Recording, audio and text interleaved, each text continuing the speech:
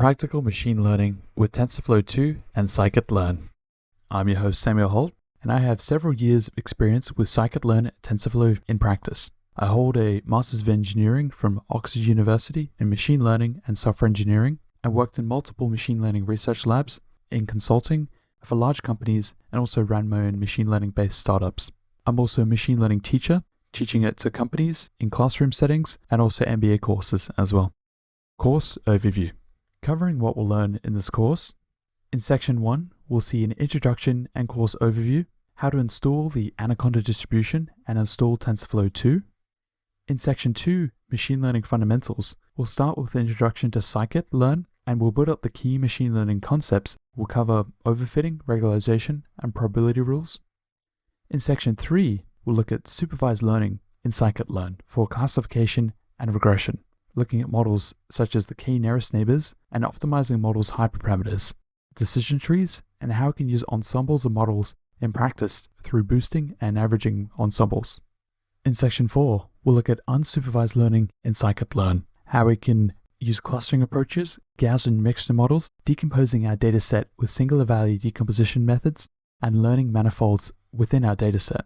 In section 5, we'll cover the TensorFlow 2 essentials for machine learning, introducing the best practices to use TensorFlow 2, loading datasets, creating custom models with a Keras functional API, and how to optimally design neural network models for classification and regression tasks.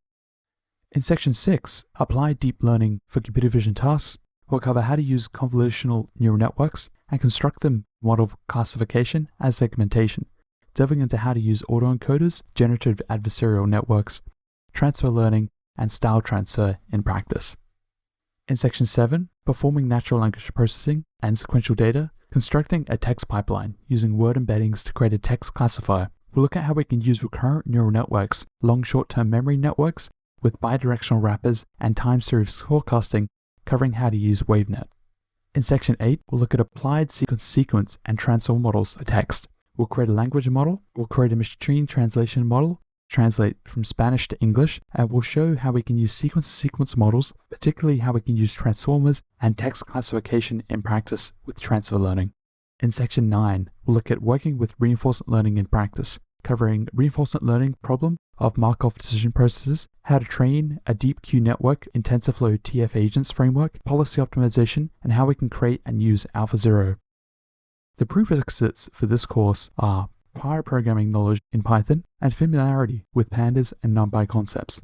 The learning objectives for this course are learning the fundamentals of machine learning with practical implementations of supervised and unsupervised learning in Scikit-Learn, solid groundings in TensorFlow 2 for practical deep learning for computer vision tasks, practical classification, segmentation covering CovNets, convolutional neural networks, autoencoders, and generative adversarial networks, performing natural language processing and working with sequential data in practice, that is, classification of text, working with a text pipeline, language models, and working with transformers, also recurrent neural networks, long short-term memory networks, and WaveNet models.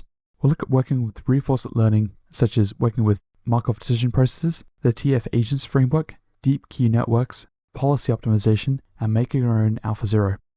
Let's get started.